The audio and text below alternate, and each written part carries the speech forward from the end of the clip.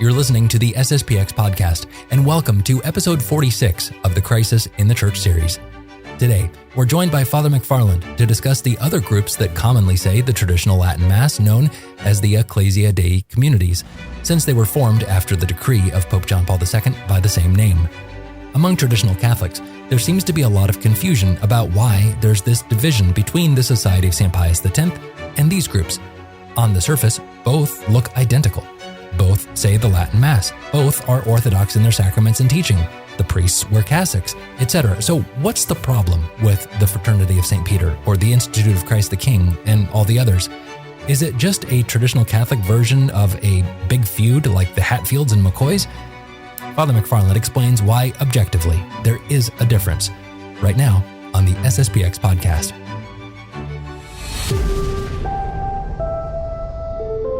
Welcome to the SSPX podcast and our next episode in the Crisis in the Church series, welcoming Father McFarland from Our Lady of Sorrows again. Hi, Father. How are you?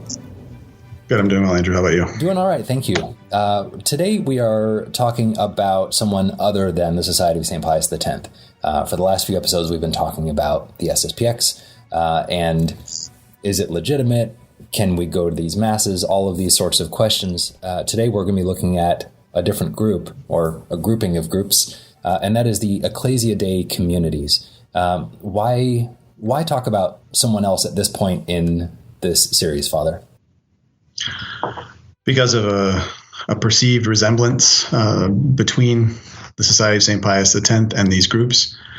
So they are groups that have the traditional Latin Mass. They do have many of the traditions of the Church in their daily life and so on.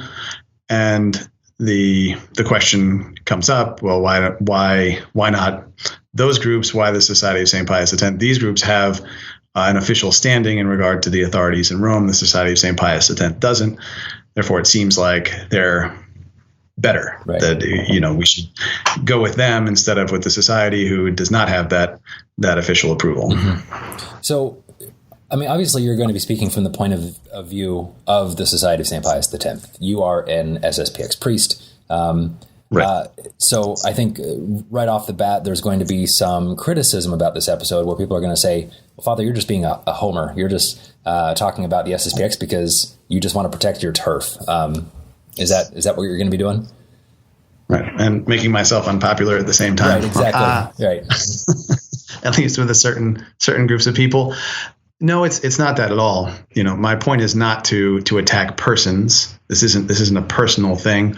For those people who are listening who are in any way attached to these different groups that we label the Ecclesia Dei communities, for those who have no dog in this fight at all, I would just ask them to listen to the actual arguments, the points that are being made from as objective a point of view as possible. I'm sure that there are plenty of wonderful priests and religious and faithful in and around these groups. And it's not my point to say that there aren't, or that everyone who belongs to one of these groups is going to hell. I'm not saying that, but my point is going to be that their response to the present crisis in the Church is not the right one. Okay. And I hold the position of the Society of Saint Pius X, not because I was born into this association with them. I found the traditional Mass in the society at the age of nearly 22. And I went with the society and I entered the society seminary because I believed then, as I still do, certainly even more forcefully now, that the society's response to the crisis in the Church is the only consistent and coherent one. Okay. So this is a good time to talk about this topic. This is a time of some tremendous confusion. There's a lot of confusion. I keep thinking back to the time before you and I were born, Father. It was pretty easy to know right from wrong. It was pretty easy to know, all right, the Catholic Church says this, we do this. But now we faithful, and probably even you priests in some regard, are kind of left, all right, do I follow this? Do I do this? So at this point, it's difficult for many of the faithful to kind of figure out who to follow. Right. And I think that there is, on that account, we need to be understanding and patient with one another. But we do need to found our decisions on principles and not on our feelings or on any sort of appearances. We have to keep in mind that all human authority is limited, is subordinate to God's authority. So consequently, when any authority, even the highest authorities in the church, even the Pope, are in contradiction to what's been commanded by God, we have an obligation to resist what that authority is trying to make us do that is opposed to God's law. And the church's law is not an end in itself. It doesn't exist for the sake of existing. There is no principle that outside of canon law, there is no salvation. That does not exist. And in fact, that law itself foresees circumstances, situations where the ordinary application of the letter of the law will not be possible. We call those states of necessity. And that law says that the salvation of souls is the highest law. So that's a perennial Catholic principle applied to canon law. It's even been made a part of the 1983 Code of Canon Law. I mean, the whole purpose is to save souls. If adherence to the letter of the law is not saving souls, then it's not doing its job, and the law needs to be set aside in that particular case, particularly if it's militating against the salvation of souls. Just like if you're driving someone with a mortal wound to the hospital, you scrupulously obey the speed limit, right? Because it's opposed to the purpose of the law. Right. So if in a given situation, canon law, they'll find the letter of canon law impedes the salvation of souls, well, then we don't adhere to the letter. So let's dive into some of these groups. And I guess we can start by saying that Ecclesia Dei groups, again, we're calling Ecclesia Dei groups that generally say the traditional Latin Mass, follow the traditional sacraments, all of this sort of thing, but have an official capacity within the Catholic Church. And these groups have been in the news again recently. Right. And we should point out that it's a convenient term, the Ecclesia Dei communities and so on, that has been taken from the Pontifical Commission Ecclesia Dei, which formerly oversaw these groups on behalf of Rome. That commission was dissolved by Pope Francis, so it doesn't really apply anymore. Nevertheless, we keep the name simply for convenience sake. Everybody knows what we're talking about. Right. And they have been in the news again, particularly with the motu proprio Traditionis Custodes back in July of this year, which Pope Francis issued, limiting the use of the traditional Mass, imposing onerous conditions on continuing to say the traditional Mass, and especially trying to impede any further spread of the use of the Missal of 1962. Right. In the letter that accompanies that motu proprio, Pope Francis says, "But I'm nonetheless saddened that the instrumental use of Missale Romanum of 1962 is often characterized by a rejection not only of the liturgical form, but of the Vatican Council to itself, claiming with unfounded and unsustainable assertions that it betrayed tradition and the quote-unquote true church. The path of the church must be seen within the dynamic of tradition, which originates with the apostles and progresses in the church with the assistance of the Holy Spirit." And that last clause is a quotation of the Vatican II document Dei Verbum, which we'll return to later. And in this document, to a certain extent, Pope Francis is clarifying the situation. Right? We're dealing with really two different conceptions of the Catholic faith. One that we hold in the Society of St. Pius X is that Catholic faith is unchanging and unchangeable. The other, changing continuously to correspond with mankind's experience, right? Which is a principle that's the very heart of modernism.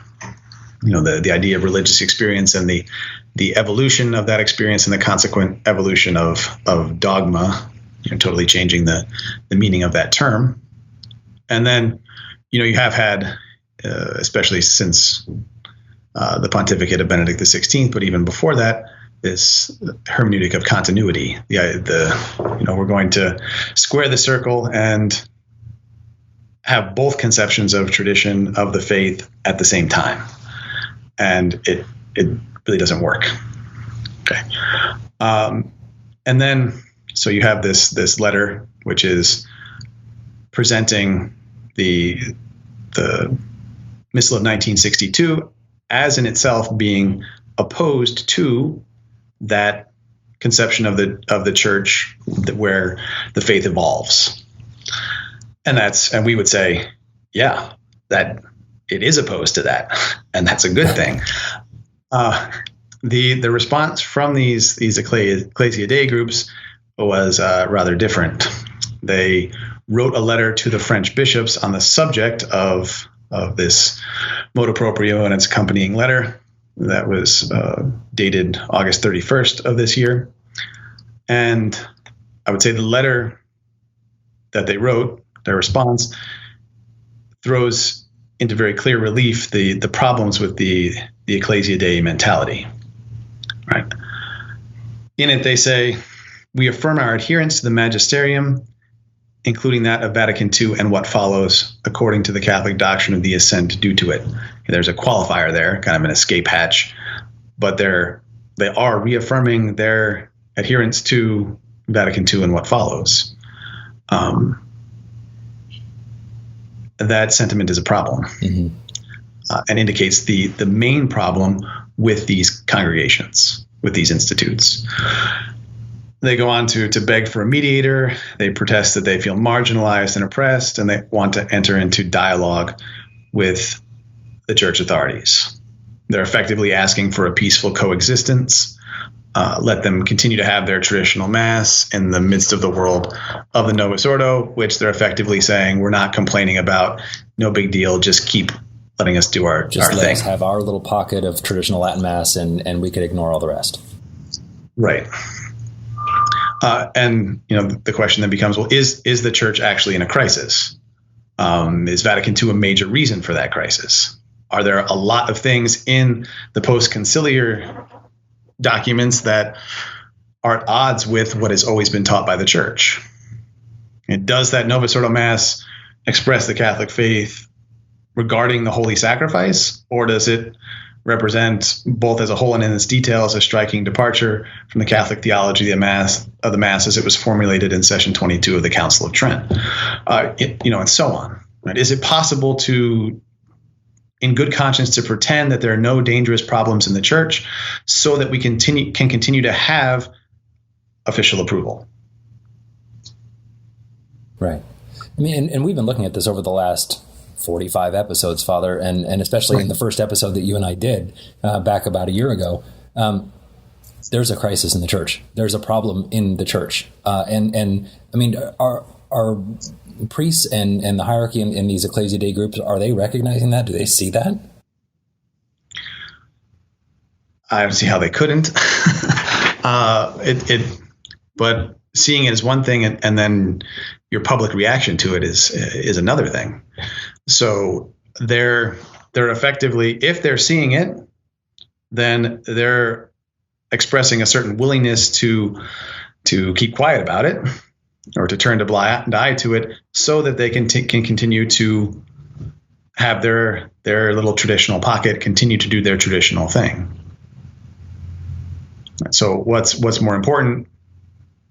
Adherence to the truth, the reality, or continue to have approval, having that letter of the law canonical standing.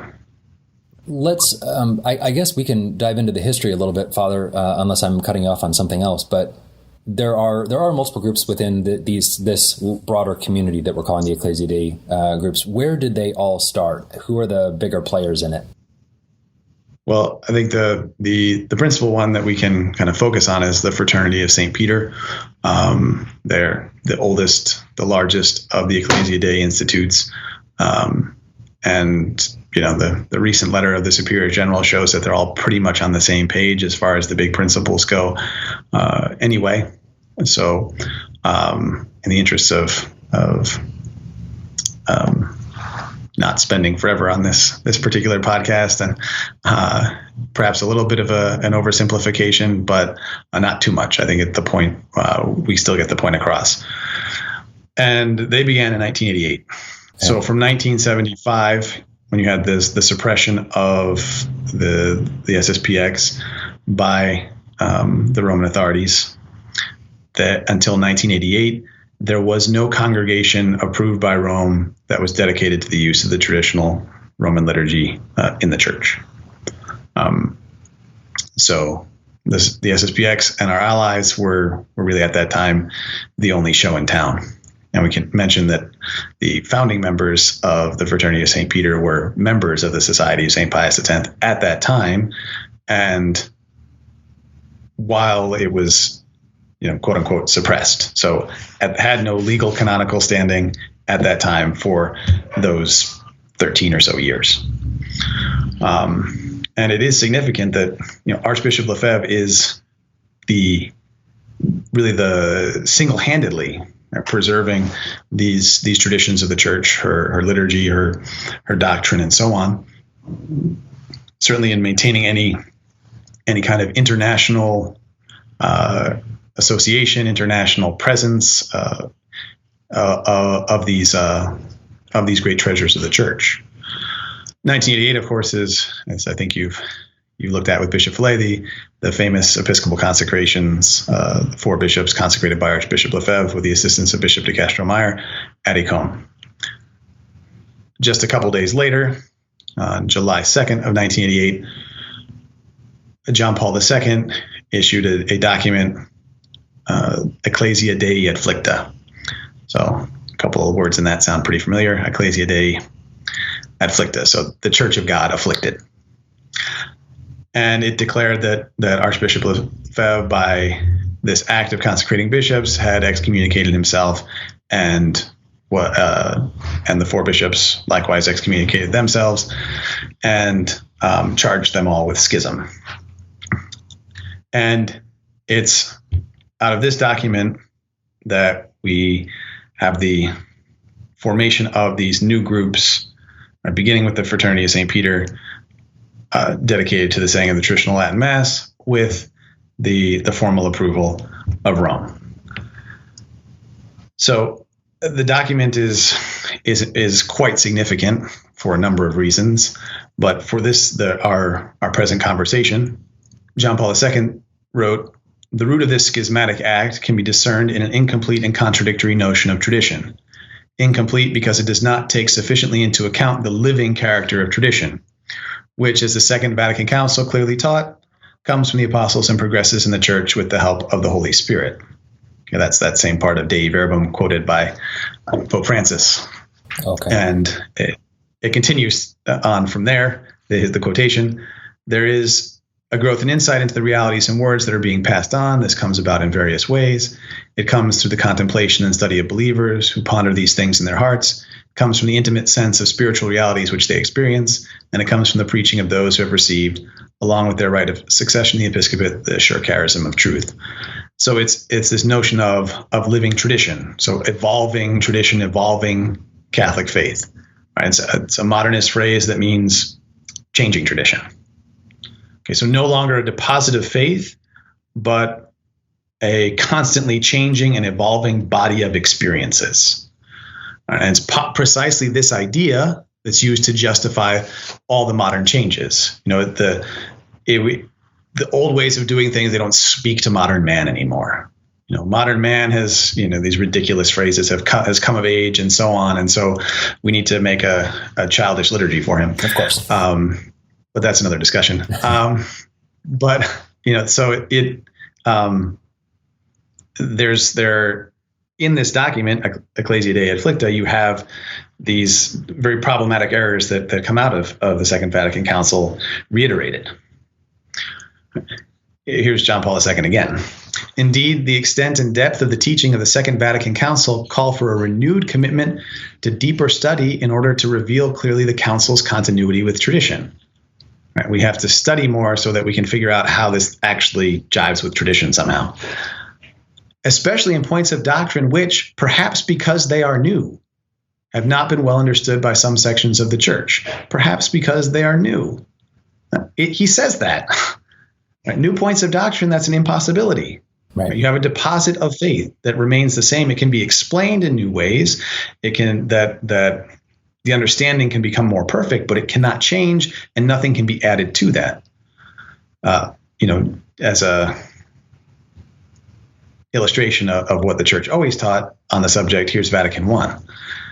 The doctrine of faith which God revealed has been entrusted as a divine deposit to the spouse of Christ, to be faithfully guarded and infallibly interpreted. Hence also that understanding of its sacred dogmas must be perpetually retained, which Holy Mother Church has once declared, and there must never be recession from that meaning under the specious name of a deeper understanding. Right, so that's quite in contradiction with what John Paul II is saying. So this document, from which was named the Pontifical Commission Ecclesia Dei, which until recently oversaw these communities and in turn gave them the name by which they're widely known and by which we're calling them, teaches a new and erroneous notion of tradition. So an objection would be here, Father, well, you're just cherry picking a document. The groups may be perfectly fine. It's just because, there's this document that set up this commission. It doesn't mean that everyone within the commission is bad. Right. Well, and it's not, you mean under the commission? Yeah. So that might be the case, except it begins this movement.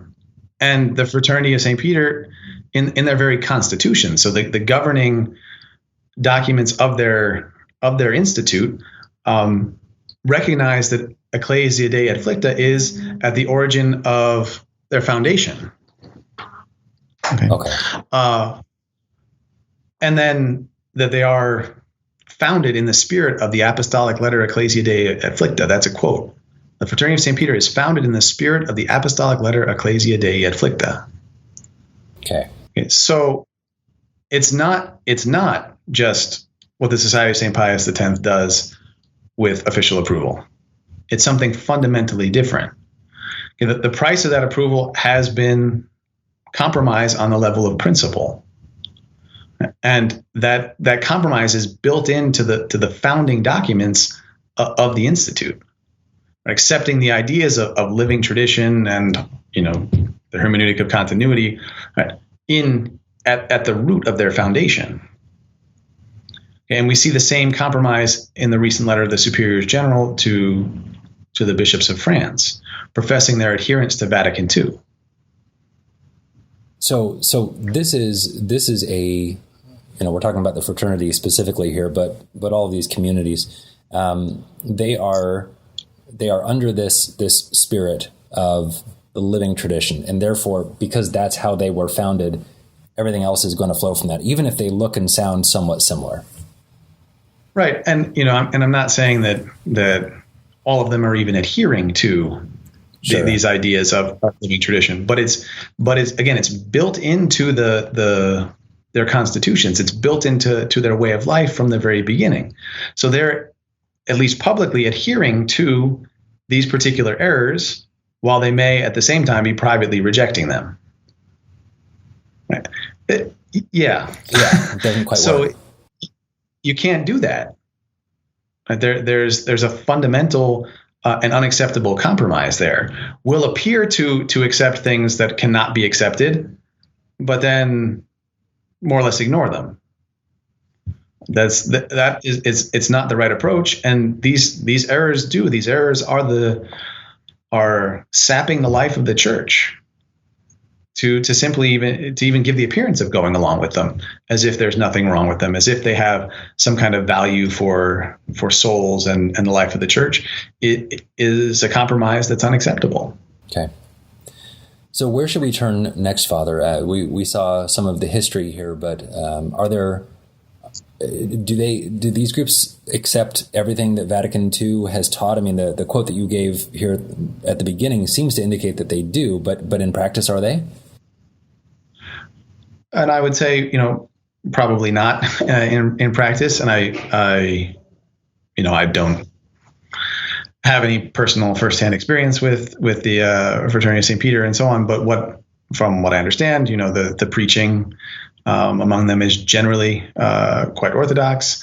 They have traditional devotions. They maintain the traditional liturgy, of course. So they are on points clearly at odds with this new conception of things. But again, it's a matter of principle that does also play out in practical consequences, even if not always and all the time. Mm-hmm. So, for example, their former superior general, Father John Berg, in an interview that he gave to the Remnant newspaper in 2007, said that it was the mission given to the Fraternity of Saint Peter at its very foundation to show the continuity of religious liberty, ecumenism, and collegiality with the Church's tradition.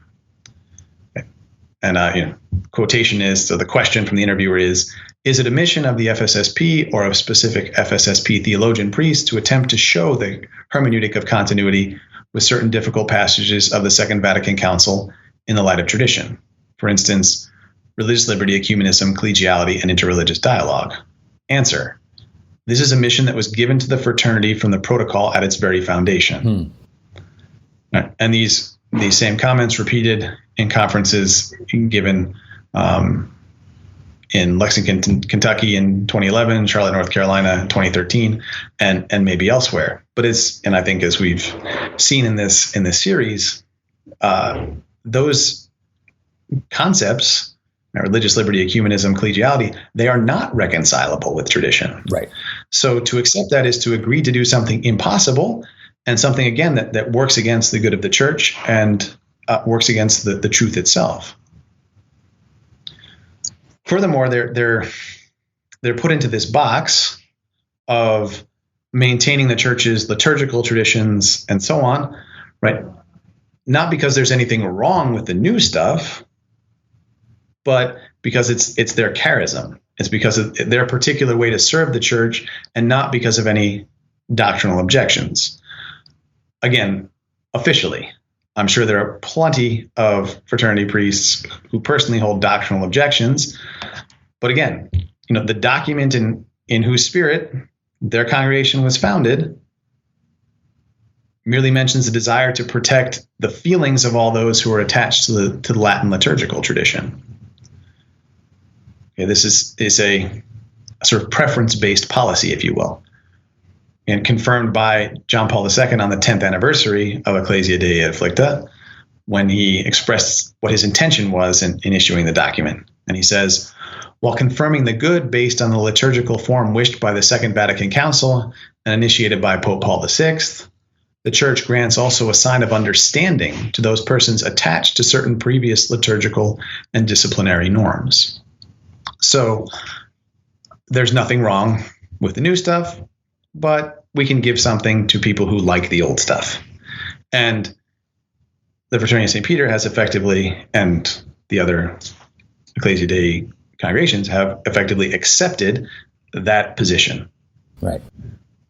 Right. They didn't say, no, Holy Father, that's not what we're trying to do. We have serious doctrinal objections. Yeah. Right. They're putting themselves, again, at least publicly, in that position imposed upon them by the church. As we're talking about this, I'm reminded of a sermon you gave about a year and a half ago, and it's actually up on this same YouTube channel right now.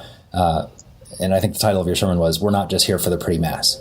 And that was kind of your whole point of, we're not just here because we prefer this mass. It's not a preference. And we've mentioned that a few times in this whole series as well. Right. Well, it is a preference, but that's not the point. Right. It is a lot more beautiful. It has sure, many wonderful things but there's something much more than that. Right. This is a perfect expression of our faith, and the Novus Ordo is not. Right. It undermines that faith.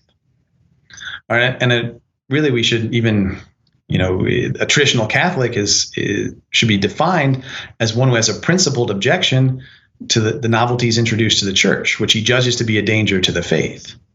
It's not just a matter of liking a more beautiful liturgy, but, well, when it's not available, I'll just go to the Novus Ordo, or this one's closer to my house, or whatever. No, there are principles at work here. It's not just that one is better than the other. It's that one is good and the other is not. Right. So, they are doing, and again, we're painting with a really broad brush here. And there are definitely priests who are doing some good things. There are some good fruits that are coming out of this. But is the fraternity and these other Ecclesia Dei groups, are they providing an appropriate response to the crisis, or a good enough response to the crisis? And that's my whole point here is no, they're not. And they're forced also to avoid any criticism of the new Mass, they permit their members to proclaim the doctrinal integrity of a liturgical form of the liturgical reform to the faithful, without any repercussions. Whereas if I did such a thing, I would certainly be getting a phone call at the very least. Yep. Maybe packing my bags. This implied acceptance of living tradition, it's at the origin of all of these groups, and that's a very serious problem. In a sense, they're kind of, whether they intend to or not, and I don't think they do intend to, they're incarnating the hermeneutic of continuity. They are living tradition, right? We can have both. Right? We can have the pretty stuff, the solemn high mass and the Gregorian chant and the incense, but also we can, take advantage of whatever parts of the new thing that we like, or, we can all be part of the same, work for the church, combining the elements of these two things, one traditional and the other not. Right. Okay. So they're combining within themselves the liturgical synthesis of the unchanging faith, and again, whether they intend to or not, the doctrinal synthesis, the doctrinal ideas that made that liturgy change. Mm-hmm. And again, you can't do it. There's a fundamental opposition. Right. So it's interesting you said that. I hadn't thought of that before. These groups kind of are the personification of this hermeneutic of continuity.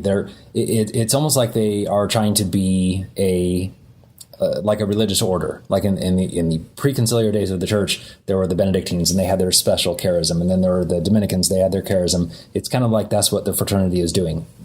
The Vatican II, the Reformed Church is fine. We don't like it as much, but we're just going to do our own thing over here, and we can play a part in this whole thing. And you're saying that's missing the point.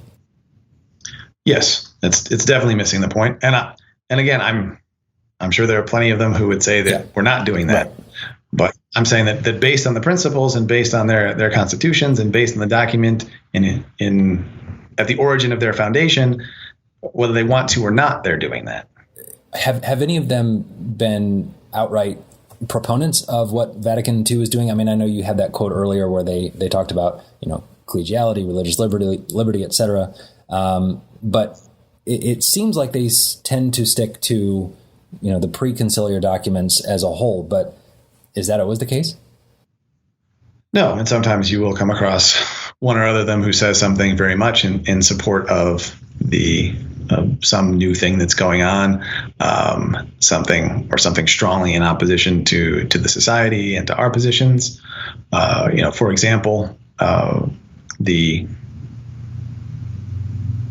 district superior of the German district of the Fraternity of Saint Peter in 2017 said publicly, published publicly, the Fraternity of Saint Peter, however, has accepted to study without prejudice the conciliar text and has come to the conclusion that there is no breach with any previous magisterial statements. However, some texts are formulated in such a way as they can give way to misinterpretations. But in the meantime, Rome has already made her concordant clarifications, which the Society of St. Pius X should now also recognize. What clarifications? It's news to me. Right. It's impossible to say that these things, which are, we've pointed out and throughout this series of podcasts, that they're at odds with what the church has always taught. Mm-hmm. The monastery of Le Barroux made the effort to publicly rehabilitate, if you will, or habilitate religious liberty. One of their monks wrote a 2,000 some page study claiming to demonstrate that the Vatican II's teaching on religious liberty is in line with tradition. A few years later, another monk at the same monastery wrote a refutation. But again, it's this mentality where you've accepted it again at the root, and then you end up trying to to make the reality fit the practical situation that you've imposed upon yourself or allowed to be imposed upon you. Right. So that's on the doctrinal side of things. Just from a stability side of looking at things, the Society of St. Pius X has always been kind of, well, we just looked at it in the last couple episodes about how it's not really, doesn't really have an official position within the church unless you look at supply jurisdiction. There's always been this kind of sword of Damocles hanging over the head of the Society of St. Pius X, but at least the fraternity is perfectly fine and there's no issues with their canonical position. They're not at risk at all. Well, given the recent motu proprio, who knows what's coming down the pike for them? They're always trying to kind of play both sides. They're always walking on eggshells. They're always putting themselves in the position of being slapped down for being too traditional, which is illegitimate. The authorities have no right to punish anyone for being too traditional. You can't be too traditional. Right. So that's, looking at the canonical position, it seems to be that they are in the position that they are in, stable within the church because they have accepted Vatican II. And that's really the only thing that's keeping them tethered, even though, again, probably a lot of the priests don't even agree with that tethering. Right. Yeah. That's right. And, and we're not the only ones who have pointed this out. Archbishop Vigano has said the same thing, just to give a different point of view. The canonical position of the Ecclesia Dei communities has always been at risk, he says. Their survival is linked to their at least implicit acceptance of the conciliar doctrine and liturgical reform. Those who do not conform by criticizing Vatican II or refusing to celebrate or attend the Reformed Rite, ipso facto put themselves in a position of being expelled. The superiors of these societies of apostolic life themselves end up being the overseers of their clerics, who are strongly advised to refrain from criticism and to give tangible signs of alignment from time to time, for example, by taking part in celebrations in the quote-unquote ordinary form. So that's Archbishop Vigano. And again, I think that's quite accurately sums it up, is because of what they have accepted, they put themselves in that position of always having to make compromises, even if they're small things. And then, who knows what comes next? They're one of their district superiors, if I'm not mistaken, when the new motu proprio came out over the summer, effectively complained, we're treated worse than the Society of St. Pius X. But that you put yourselves in that position, right? Of having to try to keep one foot in each of two boats that are moving further and further away from each other. Eventually, you have to pick or fall into the water. Okay. So these groups do celebrate the new liturgy? I'd say probably in general, not much. Okay. But in principle, they can, and in many cases, they have. Okay. So, Dom Gerard, the late Father Abbot of the Monastery of Liberou, concelebrated the new Mass with the Pope in 1995. Monsignor Bach, the Superior of the Institute of Christ the King, did so in 1991. The Fraternity of Saint Peter had to accept the principle of concelebrating the Holy Thursday Chrismal Mass with the bishops of the diocese in which it's established in what's called the Rocco di Papa meeting in 2000.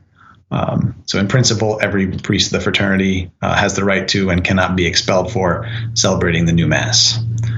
The Fraternity of St. Peter 2016 General Chapter said, the compromise of February 2000 authorizing the Fraternity of St. Peter to concelebrate the Novus Ordo only on Holy Thursday was revoked, and the priests of the Fraternity of St. Peter are authorized to concelebrate the new rite as often as they wished.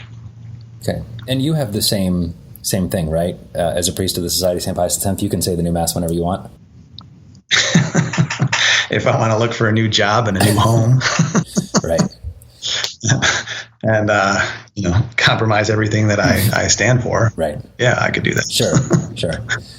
But again, this is, and we've gone through these episodes on the new Mass, and we've gone through and talked about how the new Mass in and of itself is a compromise. And even if the majority, 95% of the priests, 95% of the time are not saying the new Mass, the fact that, again, their superiors are doing it, and there's these concelebrations in the Chrismal Masses, again, it's a principle there. Right. And they told Archbishop Lefebvre at one point, just say the new Mass once. Right. And you can have your approval. And he refused to do it. And because again, that it's a fundamental compromise on something that is touches a matter of faith. So we have, I mean, there's a lot of concerns here that they are just, on the principle level, on the level of, their superiors, making these compromises. And again, I'll ask the same sort of question. Why do they stick to the traditional Mass? Why even be a part of this community if on the level of principles, they're okay with the Novus Ordo Mass? It doesn't seem to make sense. Well, in order to have that official approval, to be able to say the traditional Mass, and then you just have to kind of, pretend it's not happening or turn a blind eye to the compromises. Mm-hmm. But then if you're really trying to do something for our Lord Jesus Christ, if you're really trying to reestablish his reign, if you're working for the restoration of the church, you're undermining the work that you're trying to do. Right. So there are definitely similarities. The liturgy, for the most part, traditional Latin Mass, same exact thing that the Society of St. Pius X does. Right. The priests are wearing the cassock, just like you are, Father. Do they get a traditional formation, seminary training? For the most part, okay. Their seminary looks more like ours than it would look like a seminary where they're teaching and saying the Novus Ordo Mass. Okay. They have that more structured, more traditional formation. They have traditional devotions. They promote the Rosary and devotion to the Sacred Heart and other things that have lost a great deal of popularity in the modern church. And as I mentioned, their preaching for the most part is not problematic. They teach the catechism, the traditional doctrines of the faith, and so on. So you have that apparent similarity with really fundamental differences. Right. That the Society of St. Pius X is pointing out that there's this crisis in the church, and that it comes from these ideas that broke into the official structures of the church, if we can put it that way, at Vatican II. And that the post-conciliar reforms and teachings have simply made the matter worse. And we refuse to accept those novelties. We do whatever is in our power to expose them for what they are, which are modernist and liberal corruptions that have no place in the Catholic Church. And we do whatever we can to counter their noxious influence, right, by pointing out those errors, but also by the promotion of the fullness of the Church's tradition, liturgical, doctrinal, devotional, and otherwise. The Ecclesia Dei communities end up, again, trying to play both sides, saying that with their actions and at times with their words, that some kind of compromise between these two conceptions is possible. That there can be peace between the new man-centered conception of the church and the liturgy, which is ancient and is manifestly God-centered. And even going so far as to accept some of these explicitly these man-centered new teachings of religious liberty, ecumenism, collegiality, and so on. And again, I recognize that not every member of those communities wants to accept those novelties. But then what are you still doing in those communities that officially do accept them? And we have to point out that this approach is at the origin of the Ecclesia Dei communities, and as a consequence informs their whole existence. Mm-hmm. Mm-hmm. So again, to be fair, we've talked about several times and reiterated again here. There's definitely a lot of good work that is being done, and so the last thing I'll kind of ask you, Father, is good things being done in these groups. There are some good results, and there are some, at least on the surface, a lot of good things that are happening. And oftentimes it seems like the fraternity and the Society of St. Pius X and the Institute of Christ the King are all kind of pushing for the same sort of thing, a restoration of tradition, going about it in very different ways, but broadly all doing the same sort of thing. So there's this movement, and there's this outcry recently, hey, you two stop the infighting. Society of St. Pius X, stop fighting with the fraternity. Let's unite the clans and let's work together for this common goal. So what do you think, Father? Is there an opportunity here to unite the clans and all work together? Well, I think the sentiment is certainly well intentioned. That if it were a matter of simple personal differences, then we could talk about it. But it is important to reiterate that it's not because we have some sort of personal disagreement, or it's just a matter of externals or a question of approach. But there's a fundamental divergence in our view of the present state of the church and what we should do about it. Mm-hmm. So there can't be any significant uniting unless we share that same fundamental vision. So either they change and they say this living tradition stuff has got to go. It's not a matter of the hermeneutic of continuity. The new mass is unacceptable. Religious liberty, ecumenism, and collegiality are unacceptable, right, etc. Then we can talk. Or if we abandon our principles and decide that unity was more important than holding on to them, then there could be some union, but God forbid. So we can't unite unless they change or we change. Because again, there's a fundamental divergence, and we cannot accept that they what they have enshrined in their existence, their constitutions, their way of life, as being acceptable. Mm-hmm. So I mean, are they more on our side? Are they more to the side of the Society of St. Pius X, or are they more to the side of the modern hierarchy? It's so, and I would say it differs probably from member to member. Mm-hmm. And again, there are a lot of them that are very close to us in their thinking, but institutionally, they're closer to that notion of the hermeneutic of continuity. Mm-hmm. Even though they look a lot like what the Society of St. Pius X is doing, at the core, it's just not there. Okay. Right, and and this is something that's not going to be apparent to the average Catholic in the pew. So I mean, again, to be a little bit flippant, it sounds like you're just being very insular, and you don't want to accept any, you don't want to accept any fraternity, priests or people who go to these chapels to come to a Society of St. Pius X Mass, Father. That's what it sounds like. Not at all. Right.